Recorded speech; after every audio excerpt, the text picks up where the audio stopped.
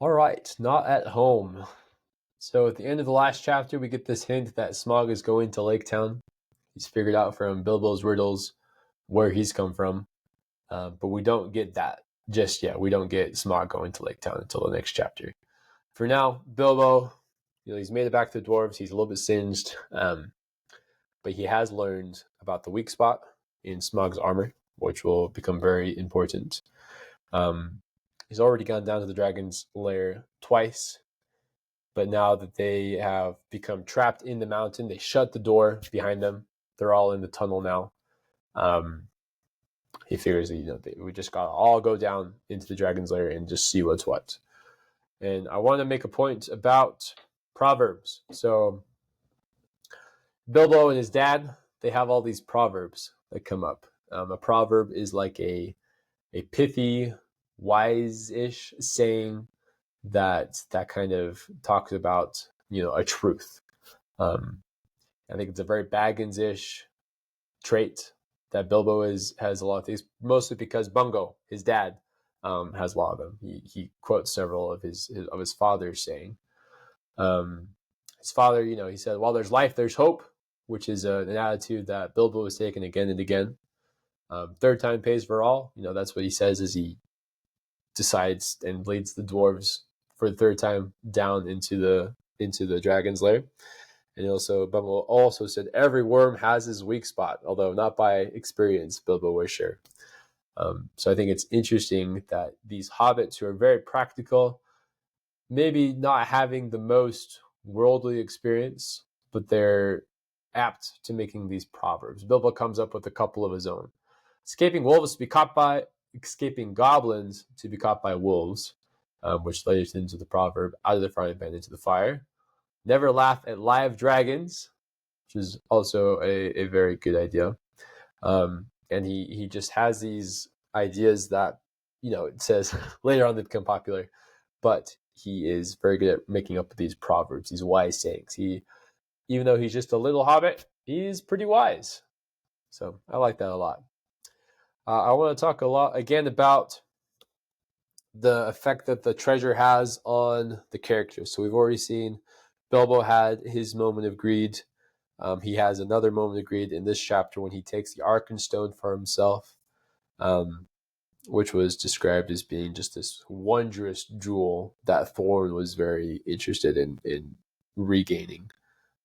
Bilbo takes that, another moment of greed.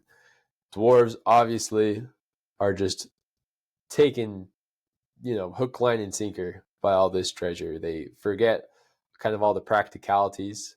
They don't know that the dragon is coming back or not, and they hang around for a long time exploring the treasure until Bilbo reminds them, "Hey, we ought to get out of here."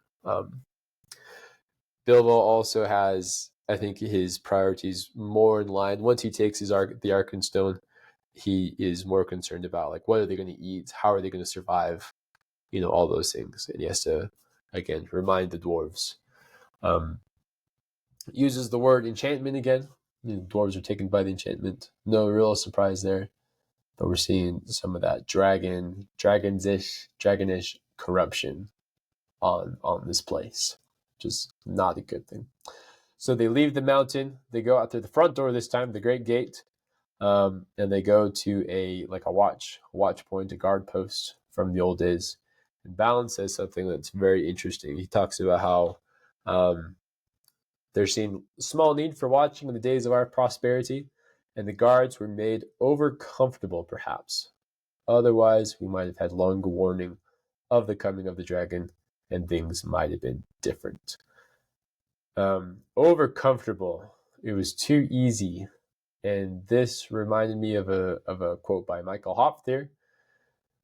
Hard times create strong men create good times create weak men create hard times. And I think we see this cycle in this book.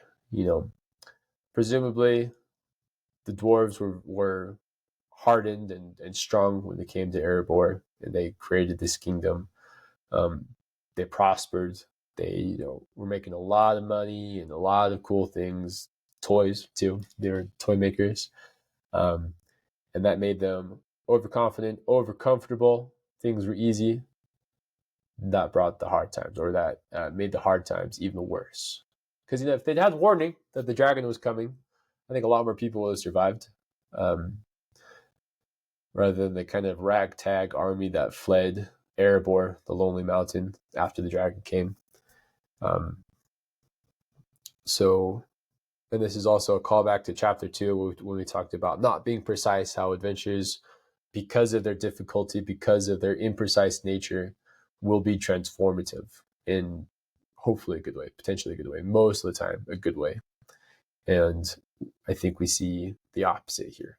How when things are easy, people aren't as strong, aren't as good, aren't as powerful, perhaps. So the dwarves are alive. Bilbo's alive. They still don't know what's going on with the dragon. So let's hop over, talk about the dragon in the next chapter.